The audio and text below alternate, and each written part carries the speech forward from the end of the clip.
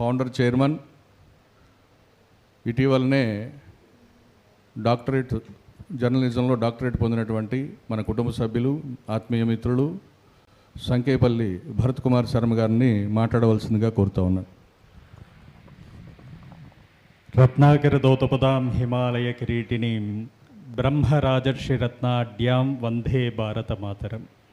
ముందుగా కూడా నా మాతృమూర్తికి, మాతృదేశానికి కూడా నమస్కరిస్తూ, మరి ఈరోజు అద్భుతమైనటువంటి అవకాశాన్ని రావు గారు కల్పించారు.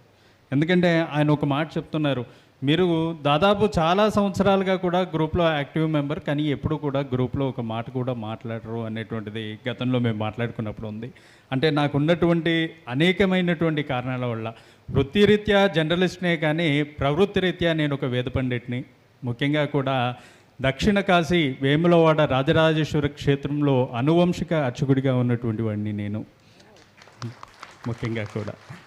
అయితే దాదాపు జాతీయ స్థాయిలో ఇక్కడ ఈనాడు నుంచి మొదలు పెడితే ఆజ్తక్, ఇండియా టీవీ అలాంటి వాటన్నిటిలో ఎన్డీటీవీ వరకు కూడా పనిచేసి వచ్చి మన కోసం, అంటే ఇక్కడ ఈరోజు ఈ ప్రపంచం ఎలాగైతే ఉందో స్వేచ్ఛాయుత వాతావరణంలో బతకాలనేటువంటి వాళ్ళ కోసం అంటూ ఒక జర్నలిజంలో ఒక ఛానల్ని స్థాపించాలనేటువంటి ఆలోచనతో వచ్చి అలా మొదలైనటువంటిది నా మొట్టమొదటి ఛానల్ హిందూ టీవీ. హిందూ అనేటువంటి పేరుతో సాహసం చేసి ఆ రోజున ప్రారంభం చేశాం హిందూ టీవీ.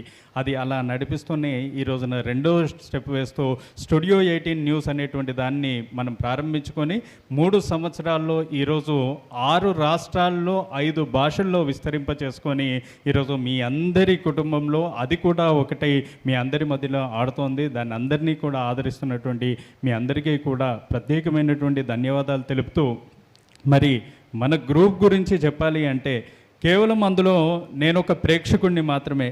ఈరోజు టీవీలో ఎన్నో ఆడిస్తాం, కానీ వాటిని మీరు చూసేటువంటి ప్రేక్షకులు మీరెలాగో ఈ రోజున మీరు చెప్పేటువంటి వార్తల్ని వినడానికి నేను మన కోసం మన ప్రపంచం గ్రూప్లో నేను ఒక ప్రేక్షకుడిని.